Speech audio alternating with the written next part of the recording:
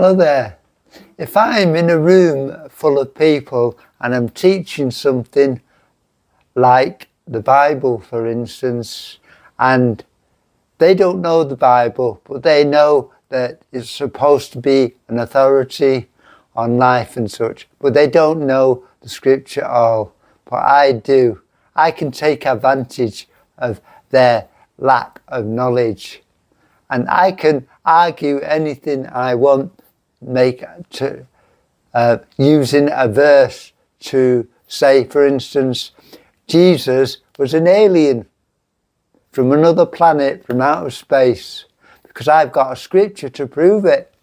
I'll read it to you now. When Jesus landed and saw a large crowd, he had compassion on them and healed their sick.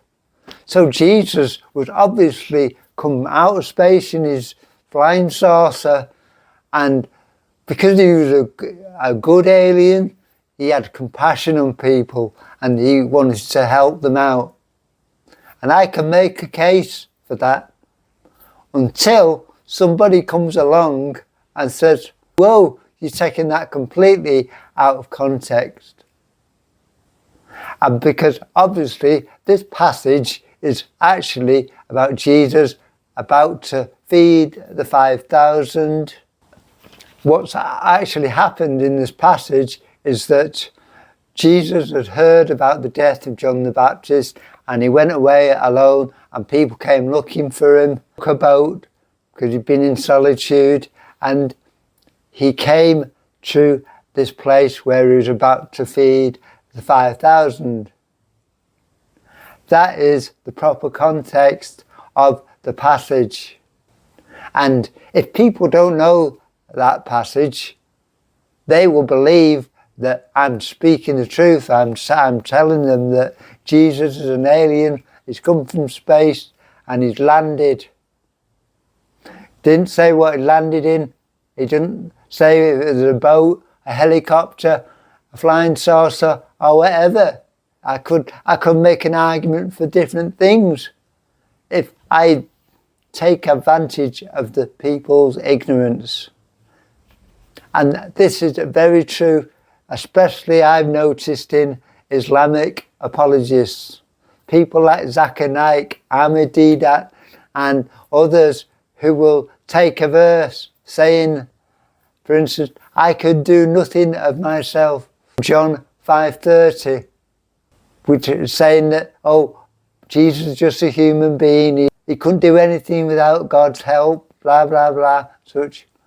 Which ignores the whole passage, which tells us that Jesus is claiming to be the Son of the Father, claiming to be equal with God and able to do what God can do, judge, for instance. So, when we read something and when we are teaching other people, we should keep the context. It's very important. And we should be honest about what we are speaking.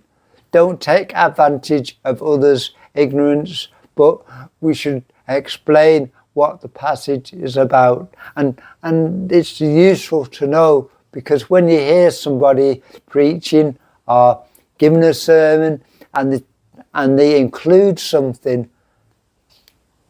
like they'll quote a verse, but rip it completely out of its context. And it happens in all sorts of different arenas, not just in church, not just in mosques, not just on TV and such. It happens all the time. And we should know our word, and we should be able to catch them out, know our word enough ourselves so we can catch people out.